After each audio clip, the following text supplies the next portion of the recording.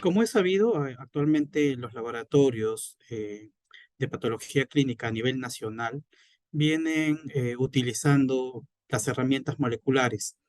Esto, lamentablemente, gracias a la reciente pandemia, los laboratorios a nivel nacional y en todo el mundo han visto la necesidad y la gran utilidad que tienen las pruebas moleculares. Entonces, vamos a hablar un poco de ello. Primero, tenemos que hacernos la pregunta de qué son las pruebas moleculares. Muchos de nosotros escuchamos recientemente que, por ejemplo, en el caso del virus del SARS-CoV, se realizaban pruebas moleculares. ¿Y qué son estas? Estas son métodos basados en la amplificación de ácidos nucleicos que se utilizan para el diagnóstico y además sirven para detectar y cuantificar microorganismos o virus a nivel molecular. ¿Cómo funcionan estas pruebas moleculares?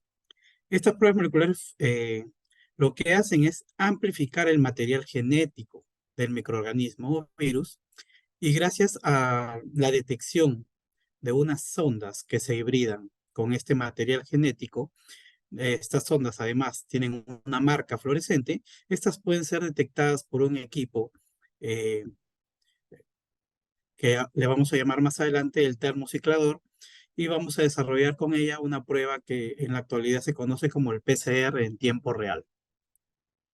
¿Por qué es importante realizar estas pruebas moleculares? Primero, porque son altamente específicas, son muy precisas y rápidas. Y esto nos va a permitir además dar un diagnóstico temprano y además poder realizar seguimiento a diferentes tratamientos. Para los laboratorios de patología clínica, las pruebas moleculares son una herramienta útil y precisa para identificar y cuantificar diferentes virus. Esto nos va a permitir diagnosticar, realizar el seguimiento al tratamiento, evaluar donantes y receptores para trasplantes, entre otras cosas. Esto es muy importante porque la biología molecular y las pruebas moleculares eh, pueden utilizarse para un sinnúmero de objetivos dentro del laboratorio. Entonces, saber de qué se tratan estas pruebas y saber cómo funcionan estas pruebas nos va a permitir eh, buscar nuevos objetivos más adelante con la finalidad de ayudar al paciente. Siempre la idea de estas pruebas es llegar a un resultado mucho más temprano y brindar al paciente un mejor diagnóstico y un mejor tratamiento. En la actualidad, estas pruebas moleculares están reemplazando a los métodos conocidos como los métodos serológicos y al cultivo. Antes, los métodos serológicos, si bien es cierto, funcionaban muy bien, pero estos no son tan específicos debido a que son pruebas indirectas, pues no detectan al microorganismo o al virus directamente, sino que están basadas en lo que es una respuesta del organismo, que no necesariamente se debe a un solo patógeno en este caso, ¿no? También estamos dejando de lado lo que es el cultivo bacteriano, inclusive el cultivo viral, porque por lo general estos cultivos toman demasiado tiempo y se deben realizar muchas pruebas posteriores para identificarlos.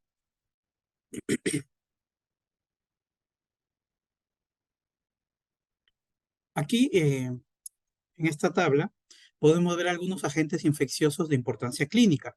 Cuando hablamos de trasplante de órganos, es muy importante tener en cuenta que nuestro sistema inmunológico tiene que ser deprimido para que eh, nuestro cuerpo no rechace a un nuevo órgano. Entonces, cuando nosotros hablamos de los diferentes trasplantes de órganos, por ejemplo, en el caso del riñón, es muy frecuente que se generen infecciones de las vías urinarias. Cuando hablamos de bacterias, eh, que se presenten algunos virus, como por ejemplo el virus del polioma BK. También existe en el caso del trasplante de hígado, que se presentan infecciones de herida quirúrgica y de lecho quirúrgico, también la aparición de virus como el de la hepatitis B o la hepatitis C, además de infecciones fúngicas.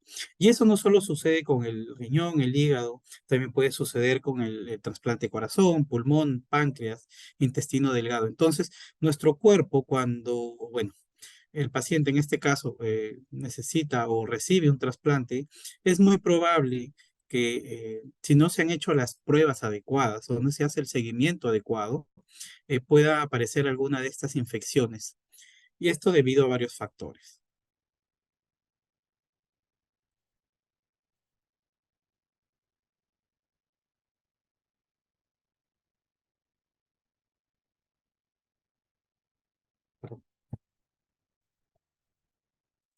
Como veremos, las infecciones virales son una importante causa de morbilidad, morbimortalidad en los pacientes trasplantados.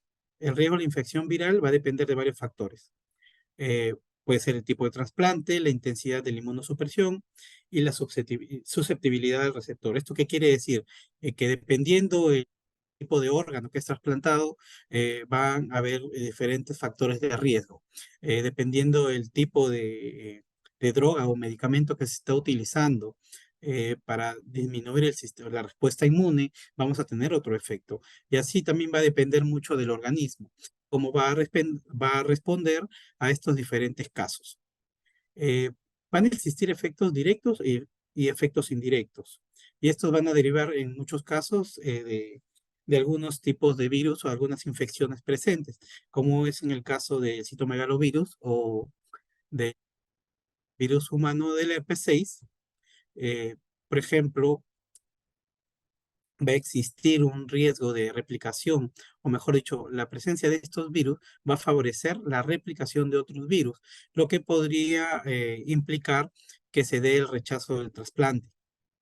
Además, pueden aparecer infecciones oportunistas, como ya vimos en unos slides previos, pueden aparecer infecciones bacterianas, pueden aparecer infecciones fúngicas. Entonces, esto se da por el tema de la inmunosupresión o por el efecto de otras infecciones virales preexistentes. Entonces, el riesgo de esta infección está relacionado al estado de la inmunosupresión. Está también relacionado a las alteraciones anatómicas y a las exposiciones epidemiológicas, digamos, a diferentes agentes patógenos.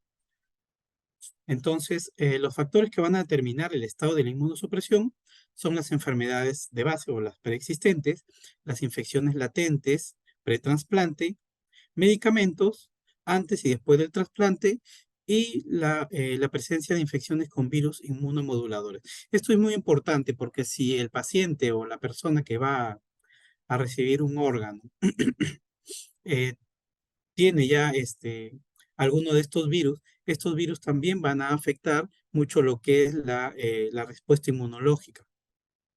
Este tipo de afectación del organismo está muy relacionada sobre todo con un grupo de virus, en este caso el grupo de los herpes virus, están muy relacionados con el tema de la supresión inmunológica.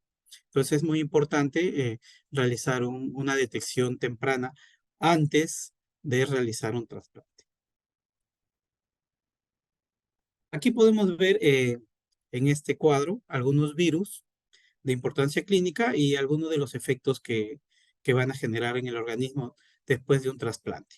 Por ejemplo, tenemos al citomegalovirus, que es probablemente uno de los virus más importantes en el caso de los trasplantes de órganos, porque tienden a aparecer de una manera muy temprana, posterior al mes de haberse realizado el trasplante, y pueden generar diferentes efectos dentro del organismo. También tenemos al virus del Epstein-Barr, que puede aparecer entre el segundo y sexto mes, y también podría aparecer en periodos tardíos como posterior al año. El virus del herpes simple, que puede aparecer durante el primer a segundo mes. Varicela, el virus de la varicela zoster, también que puede aparecer durante el primer año. El virus de herpes 6 y virus del herpes 8 humano, ¿no? Que pueden aparecer dentro de los primeros 2 meses de haberse realizado el trasplante. Estos virus pueden generar diferentes tipos de síndromes clínicos, ¿no? Por ejemplo, una sepsis viral puede generar hepatitis en el caso de citomegalovirus. En el caso del Epstein-Barr, la enfermedad linfoproliferativa, el post-trasplante. En el caso del virus, el herpes simple, las afecciones mucocutáneas, orales, genitales. Caso del virus de la varicela zóster, enfermedades localizadas tipo varicela, hepatitis, encefalitis. Y en el caso de los virus herpes 6, neumonitis, hepatitis, encefalitis. Y en el caso del virus del herpes 8, el conocido sarcoma de Kaposi. Este cuadro podemos ver lo que les comentaba previamente sobre lo que es los diferentes periodos de aparición de los diferentes virus en el paciente trasplantado. Podemos ver que probablemente uno de los más marcados aquí vendría a ser el citomegalovirus. Como les comentaba, es uno de los más importantes en la aparición. ¿Y por qué es tan importante este citomegalovirus? Porque muchas de las infecciones que se dan es porque este virus se encuentra latente en el organismo. Muchas veces lo adquirimos de manera muy temprana en la vida, entonces permanece latente.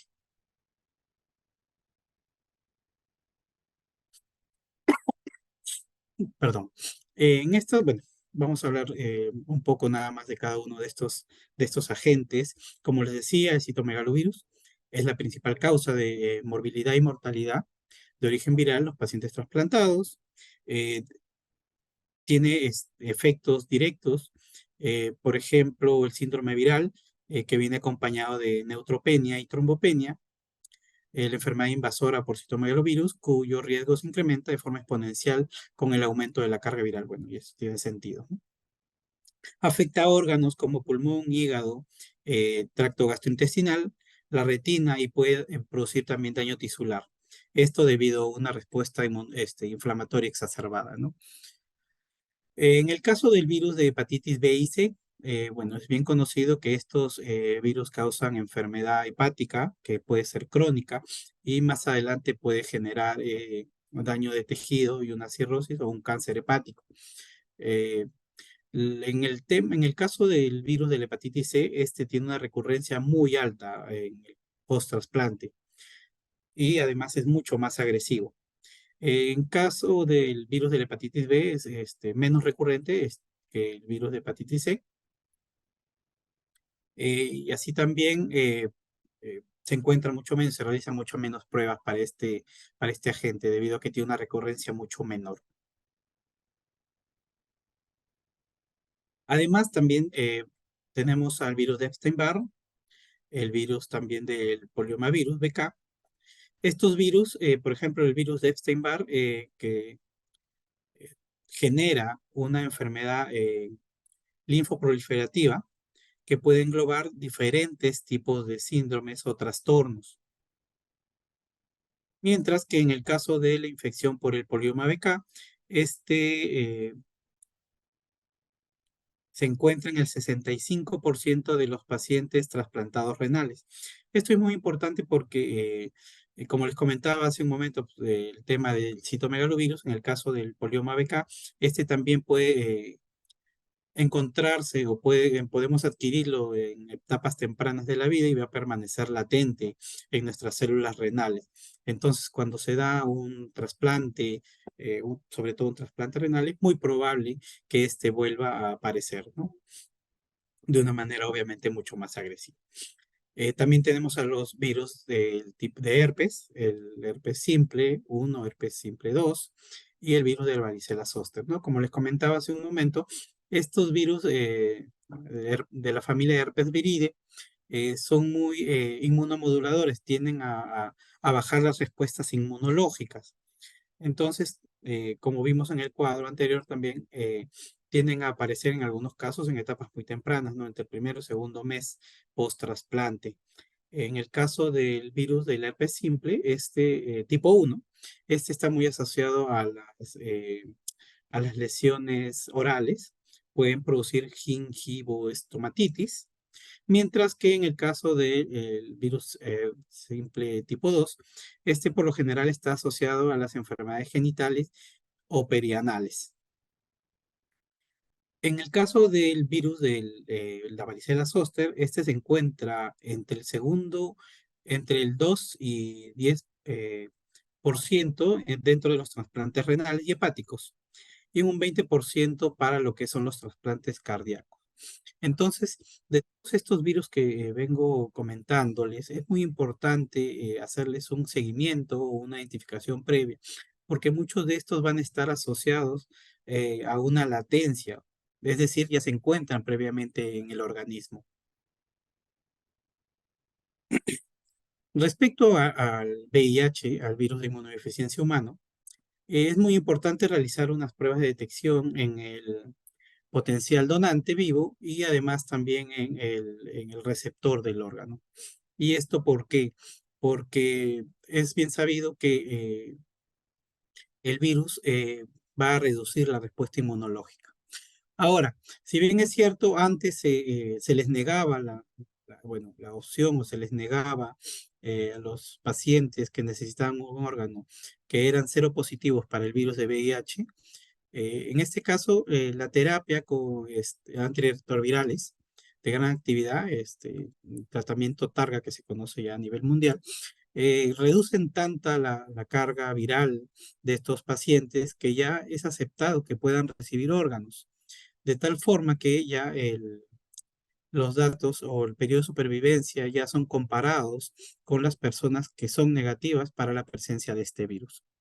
Entonces, eh, bueno, si bien es cierto, la ciencia y la tecnología viene avanzando a pasos agigantados, esto quiere decir que la calidad de vida de un paciente que tiene VIH ya no se ve tan afectada si es que sigue el debido tratamiento.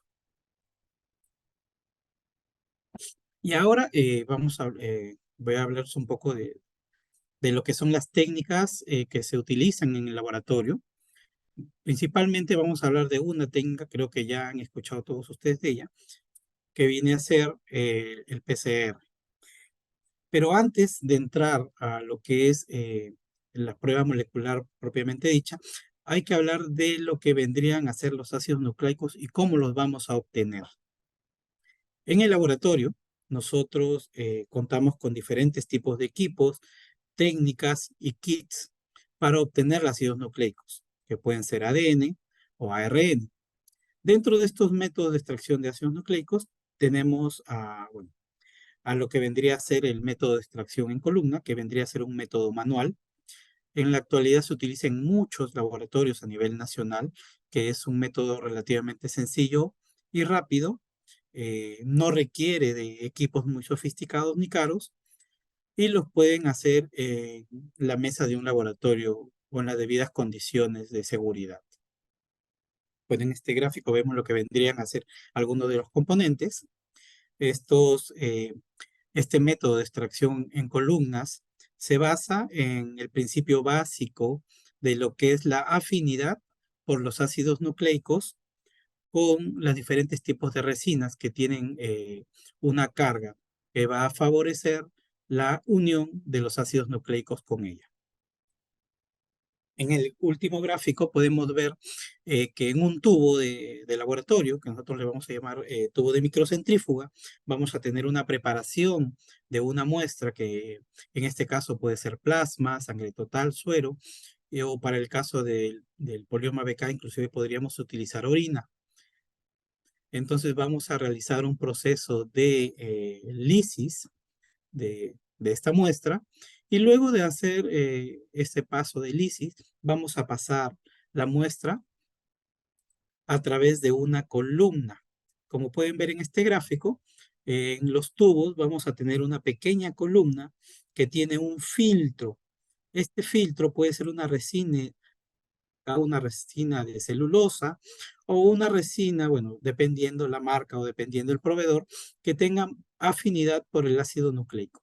De tal forma que nosotros, luego de diferentes procesos de lavados, vamos a poder obtener nuestro material genético, nuestro ADN o ARN en solución. Este paso, como les comenté, es relativamente sencillo y le toma al laboratorista, tecnólogo médico o biólogo algo de 15 a 30 minutos para realizar. Entonces, no es un proceso que sea muy complicado y va a depender también de la experiencia, ¿no? También existe un método ya automatizado o con el uso de diferentes instrumentos, como vendría a ser la extracción a través de perlas magnéticas. En la nivel nacional cuentan con estos equipos que van a realizar el proceso de extracción de ácidos nucleicos basados en lo que es la afinidad de los ácidos nucleicos por la carga. Entonces vamos a trabajar con unas pequeñas perlas o unas microperlas al cual nuestro material genético se va a adherir. Como podemos ver en este gráfico, estas perlas de color rojo que se encuentran en solución van a quelar o van a unirse a los ácidos nucleicos en solución y luego los van a separar o concentrar en una solución final. Aquí, en este gráfico mucho más grande, podemos ver cómo se da el proceso. Entonces, primero vamos a tener un reactivo que tiene en solución unas perlas magnéticas. Estas perlas magnéticas se van a unir a una punta también cargada con un protector adecuado para evitar la contaminación. Y luego, cuando se da el proceso de lisis de la muestra biológica, el material genético que se va a encontrar en solución se va a adherir a la punta magnética junto con las perlas y este luego va a poder ser liberado o transferido a un buffer de elusión que podría ser un buffer con un pH adecuado o podría ser también un agua ultra pura para poder almacenar y llevar a los procesos posteriores nuestro material genético.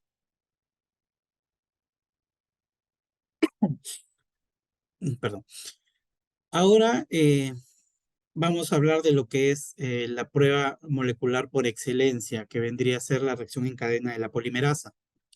Esta, este método, esta técnica fue inventada, ¿sí? Fue ideada por un científico llamado Karimulis. Bueno, él la descubrió, por así decirlo, ¿no? La diseñó en el año 1983, fue perfeccionándola unos años más atrás gracias al uso de tecnologías que contaba en su laboratorio. Y gracias a este descubrimiento, gracias a esta técnica, él, eh, 1993. ¿Qué es el PCR? Dentro de nuestras células, nosotros tenemos ácido desoxirribonucleico.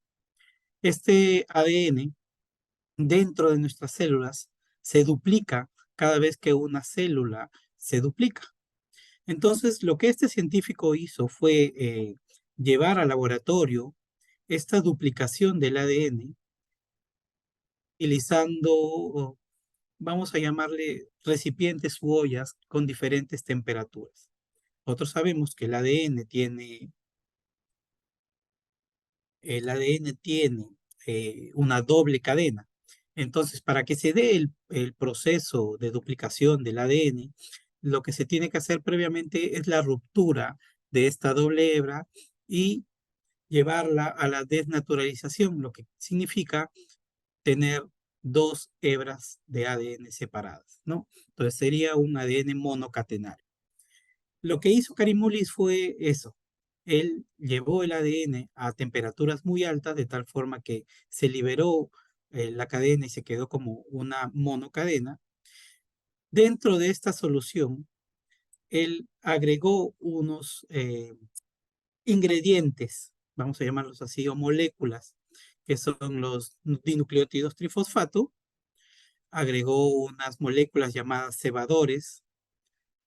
Además, él incluyó una molécula, una proteína, la enzima polimerasa, y diferentes sales. En este caso, por ejemplo, el cloruro de magnesio, que es una sal que va a favorecer a la actividad de la enzima DNA polimerasa. Ahora, la DNA polimerasa dentro de nuestro cuerpo funciona a temperatura ambiente Entonces, él descubrió que existía una enzima polimerasa que podía encontrarse activa a temperaturas muy altas, por encima de los 90 grados. Esta enzima la encontró dentro de una bacteria extremófila, la Thermophilus aquatifolius. Entonces, él extrajo la enzima de esta bacteria y la utilizó para sus ensayos. Entonces, volviendo a la reacción en cadena de la polimerasa, una vez abierta la doble hebra de ADN, nosotros agregamos nuestros primers o cebadores, que son pequeñas cadenas complementarias, y gracias a la presencia de la enzima polimerasa, estas monocadenas van a empezar a extenderse o a duplicarse nuevamente. Luego, este proceso se realiza de manera simultánea en ciclos, de tal forma que vamos a obtener de una sola cadena de ADN, podemos obtener miles de millones de cadenas gracias a los diferentes ciclos que se pueden dar de esta reacción. Usualmente se tiene en una reacción de la polimerasa entre 30 y 45 ciclos en realidad, ¿no? Entonces podemos obtener 2 a la 40 copias de una sola cadena de ADN o 2 a la 45 eh, cadenas de ADN. Como les decía, entonces esta relación es exponencial, ¿no? Vamos a tener tantas cadenas de ADN como ciclos tenga nuestra reacción.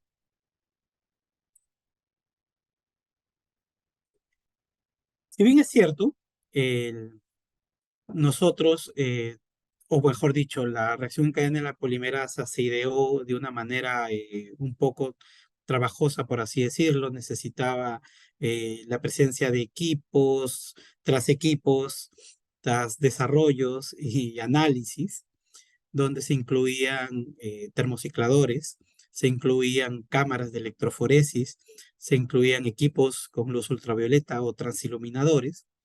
En la actualidad, bueno, y también se incluían reactivos cancerígenos. En la actualidad venimos trabajando con unos equipos llamados los termocicladores para PCR en tiempo real. ¿Qué significa esto? Que antes se realizaba utilizando 5 o 6 equipos, muchos reactivos y mucho tiempo, ahora se realiza solamente empleando un equipo llamado el termociclador en tiempo real. Estos equipos termocicladores, además de realizar la amplificación o el proceso de amplificación, además realizan la lectura y el análisis, gracias al uso de diferentes tipos de software, de la presencia de un determinado marcador. En esta gráfica podemos ver, perdón, en estas imágenes podemos ver algunos modelos de los termocicladores con los que trabajamos. Y bueno, en la parte inferior vemos un nuevo formato de lo que vendría a ser un PCR en tiempo real tipo point of care, que realiza el proceso de una manera mucho más rápida, automatizada, pero eso lo vamos a hablar un poco más adelante. Perdón. Entonces, ya hemos hablado de lo que es el PCR. Ya les he dicho cómo funciona el PCR, que necesitamos diferentes ingredientes o reactivos. En el PCR en tiempo real, además de lo ya conocido, los dinucleótidos, además de los primers, de las sales, de la enzima polimerasa y del buffer adecuado, vamos a agregar un nuevo reactivo que se va a llamar sonda, una sonda fluorescente. Esta sonda fluorescente está marcada por un extremo, ¿sí? Con un fluoróforo que bueno, este fluoróforo, valga la redundancia, va a emitir una fluorescencia a una determinada longitud de onda, ¿sí? Existen diferentes tipos de fluoróforos que emiten fluorescencia a diferentes longitudes de onda, o vamos a llamarle colores. Pero esta tecnología, además, se ha diseñado de tal forma de que no florece o no florezca cualquier cadena o cualquier hibridación, cualquier polimerización. sino que además tiene una región o un bloque en el otro extremo que solamente se va a liberar cuando esta sonda es reconocida por la cadena complementaria. Entonces, estas ondas fluorescentes, una vez que es unida a la cadena complementaria en el ADN, va a pasar la enzima polimerasa y va a liberar este bloqueador que le llamamos quencher. Una vez que se libera este bloqueador, la sonda o la sonda fluorescente va a liberar, o va a emitir una determinada fluorescencia y nuestro equipo termociclador, que ya dentro de este instrumento cuenta con un lector de fluorescencia, va a determinar eh, o va a cuantificar la emisión de estas fluorescencias, de tal forma que va a poder cuantificarla y más adelante vamos a formar lo que vendrían a ser las curvas de fluorescencia. Cuanto mayor es la lectura de esta fluorescencia para una determinada muestra, nosotros vamos a poder observar en tiempo real dentro de una pantalla de computador o dentro de una pantalla del mismo instrumento, cómo es que se está desarrollando la amplificación. Ya no vamos a necesitar el uso de instrumentos costosos o de reactivos tóxicos, porque el equipo lo está realizando todo en el interior. Entonces, si yo tengo una muestra positiva, que se está amplificando en el interior de este equipo termociclador, lo que va a suceder es que se va a formar una curva. Cuanto mayor sea el número de, de cadenas o de blancos que se están amplificando, más temprana será la aparición de esta curva. En este caso estamos viendo, si pueden ver aquí, vamos a ver números. Esto quiere decir la cantidad de copias o la cantidad de unidades de un determinado marcador que estamos amplificando.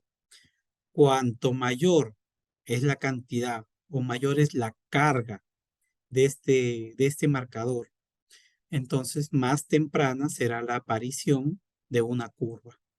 Y cuanto menor sea la presencia de este marcador o de esta secuencia blanco de un determinado microorganismo o virus, entonces más tardía será la aparición de esta curva.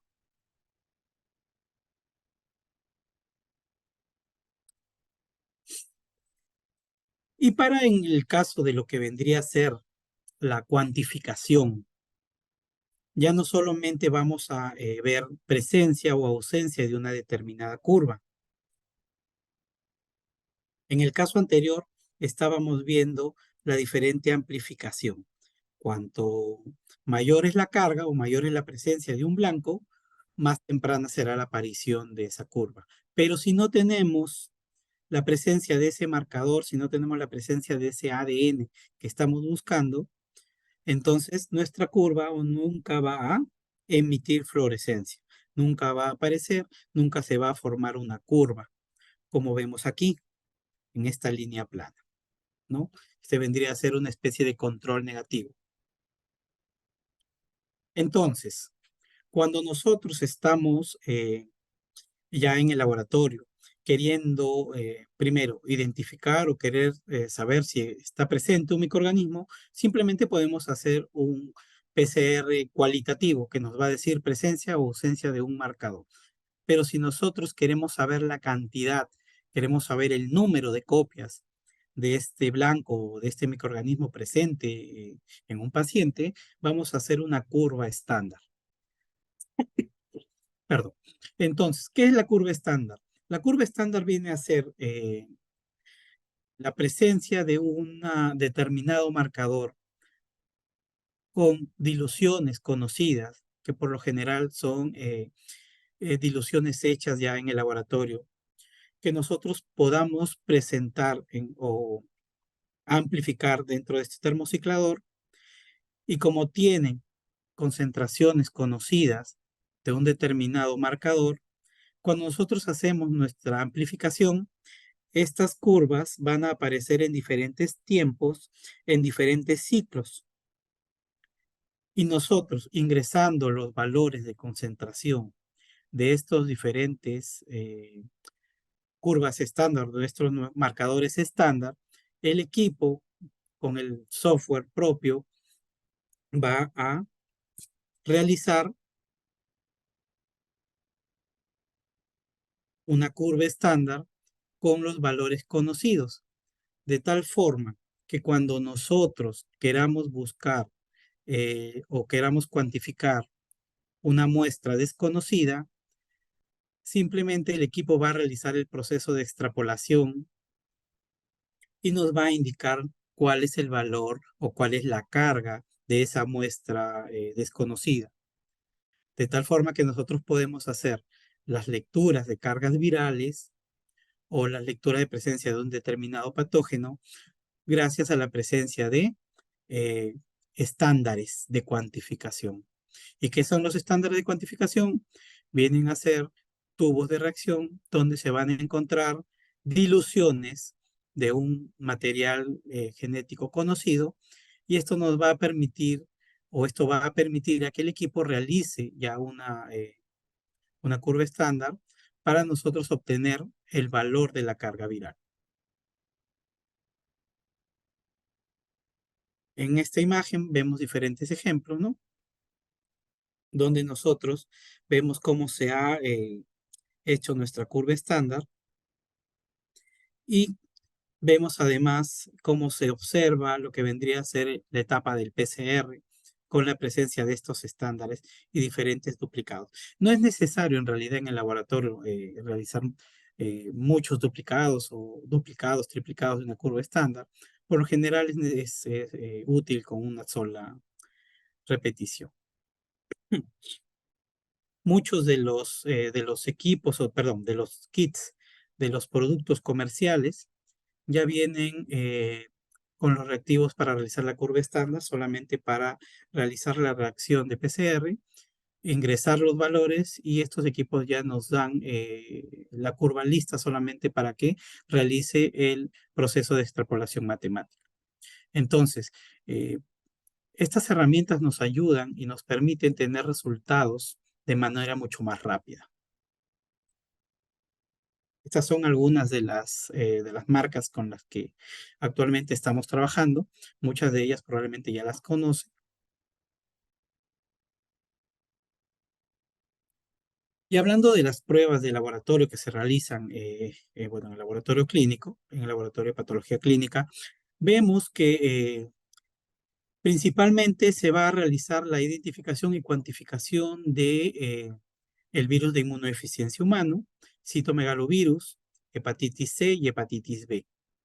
Además, en otros o muchos laboratorios se realiza también la cuantificación del virus del polioma BK, Epstein-Barr, adenovirus, el virus del herpes simple tipo 1 y tipo 2. Bueno, en otros laboratorios también se utiliza o se realiza la cuantificación de otros virus, como por ejemplo herpes 6 y herpes 7. En esta tabla podemos ver además, perdón, lo que vendría a ser la frecuencia de procesamiento. Por lo general, eh, en los laboratorios, en el caso del HIV, esta prueba se realiza casi de manera diaria, interdiaria, y se viene realizando algo de 24 a 48 pruebas por día. Estamos hablando de algo de 700 a 800 pruebas por mes en un laboratorio. Entonces estamos hablando que los laboratorios, bueno, a nivel nacional realizan una gran cantidad de pruebas moleculares. En el caso del citomegalovirus, se realiza con una frecuencia de 2 a 3 veces por semana, también hablando de 24 muestras más o menos por cada una de los procesos. En el caso de hepatitis C, una vez por semana a 2 veces por semana. Y en el caso de la hepatitis B, sí se realiza en una frecuencia mucho menor. En el caso del virus del polioma BK también se realiza 2 veces por semana. Epstein-Barr una vez, adenovirus una vez por semana y el virus de herpes una. En algunos casos, en algunos se realiza con menos frecuencia. En la actualidad contamos con diferentes marcas, por ejemplo, en el caso de los productos de tiempo real de la marca Abbott, contamos con el kit de real time para HIV, parasitomegalovirus, hepatitis C, hepatitis D, y con una tecnología más avanzada de la Linity contamos además para lo que es el Epstein-Barr. En la actualidad venimos desarrollando o trabajando con nuevas marcas, como son los productos de la marca Anatolia y de la marca Molbio con su modelo TrueNat, que vendría a ser un PCR en tiempo real tipo point of care. Entonces, gracias a, como les comentaba, los productos comerciales, podemos cubrir todas las necesidades de los laboratorios de patología clínica en la actualidad.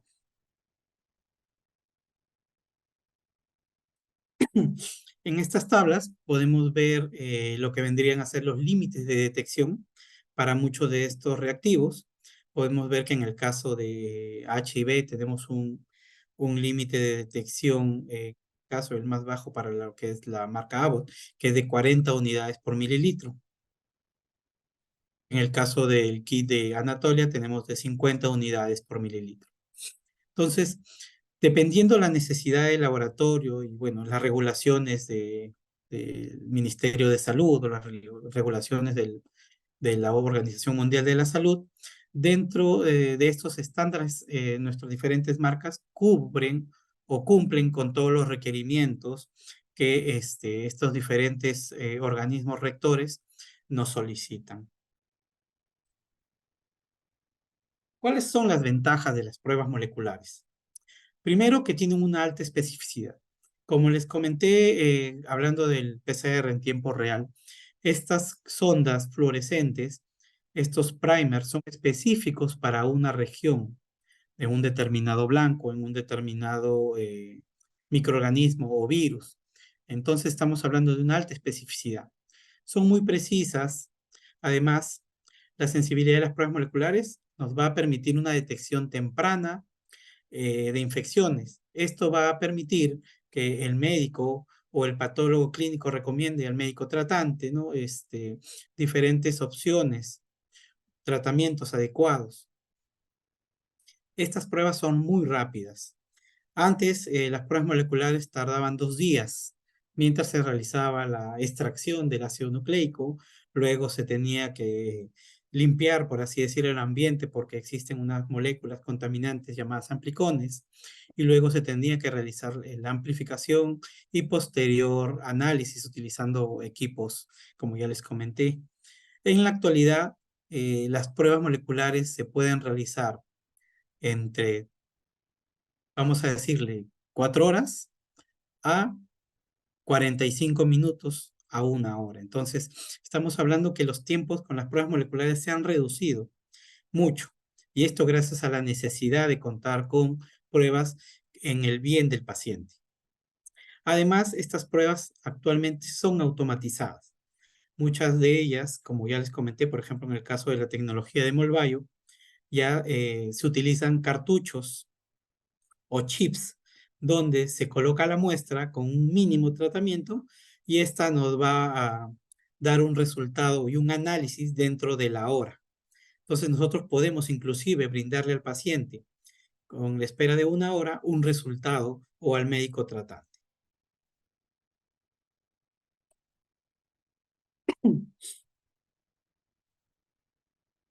Es importante tener en cuenta o considerar para la implementación de estas pruebas moleculares la calidad de las muestras.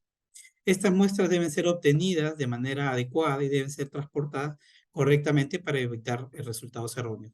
Eh, Muchas de las pruebas, muchas de las muestras necesitan cadena de frío.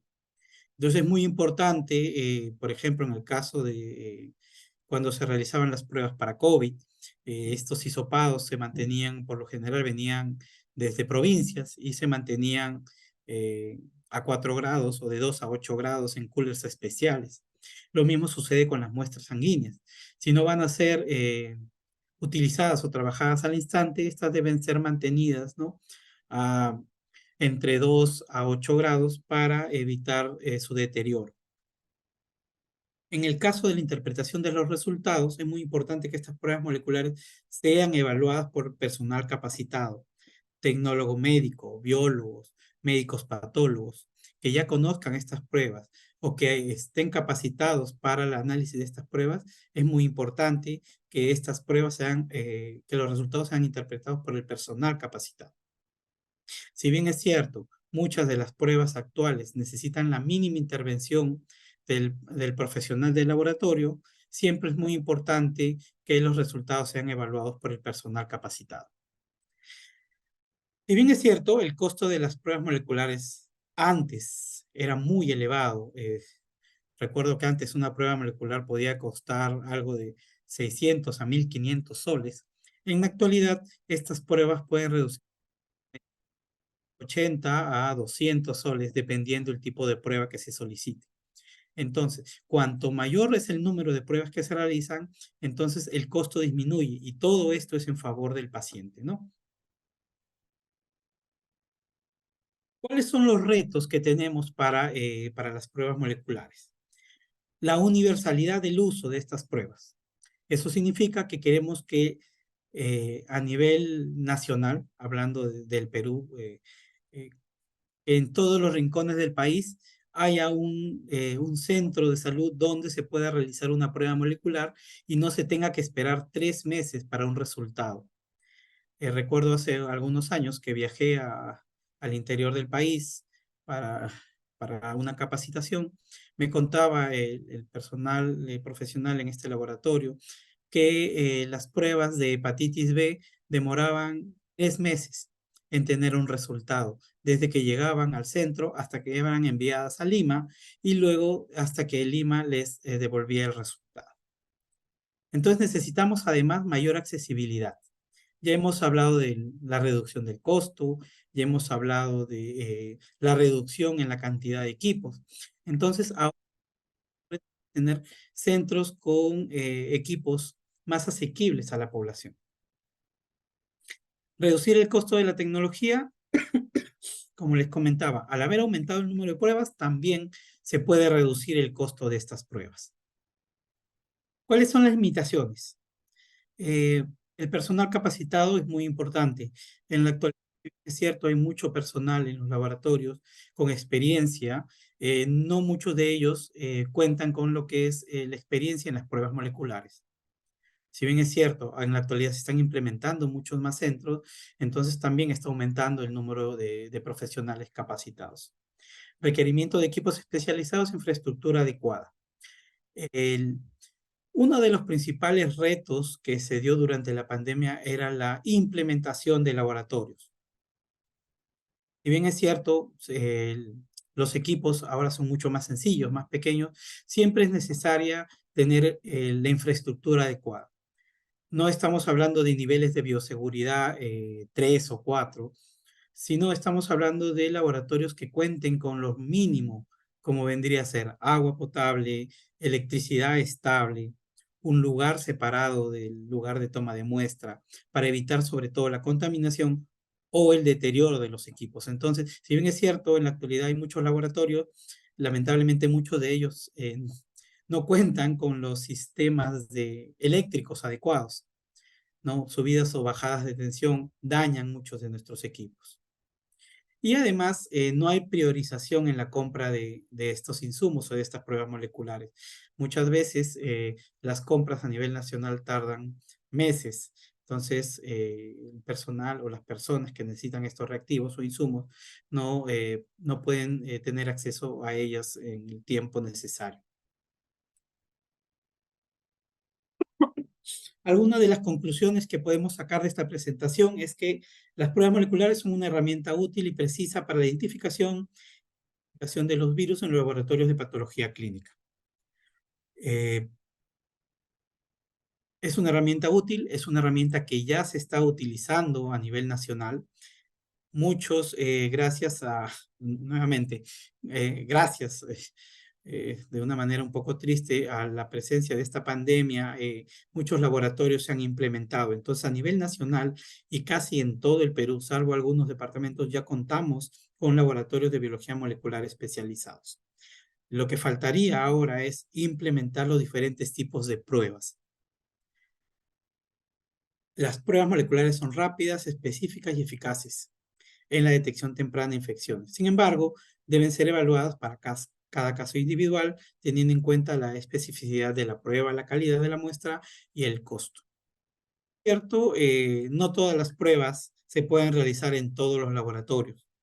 Muchas de las pruebas necesitan de ambientes mucho más sofisticados, de personal mucho mayor entrenado. Entonces, es muy importante evaluar dónde se va a realizar los diferentes tipos de pruebas moleculares y cuál es el objetivo de esta prueba que vamos a realizar.